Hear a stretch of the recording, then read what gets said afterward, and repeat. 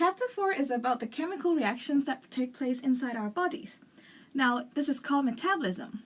Before we begin, do you remember any chemical reactions that take place in your body? Give one example. Here are some examples of chemical reactions that happen in your body. The first one concerns the food that you eat. After you eat this cupcake, the starch in the cake will turn into simple sugars, like glucose and maltose. The lipids, for example, in the cream will turn into glycerol and fatty acids. Another example would be the glucose in your body that may turn into water and carbon dioxide when you try to release the energy by breaking down the glucose in respiration.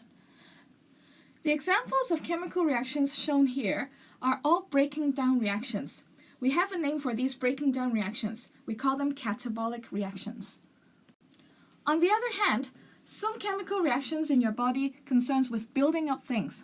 For example, let's say you took in too much glucose and it's not needed yet, you will turn the glucose into glycogen. You will build glucose up into glycogen. Or in another example, let's say you got a cut in your hand and you need to make protein to heal your wound.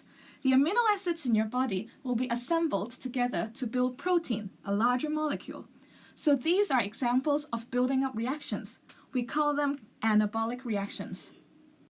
As a summary, when we say metabolism, it actually equals to all the chemical reactions that happen in your body, including all the catabolism reactions, the breaking down ones, and all the anabolism reactions, the building up ones.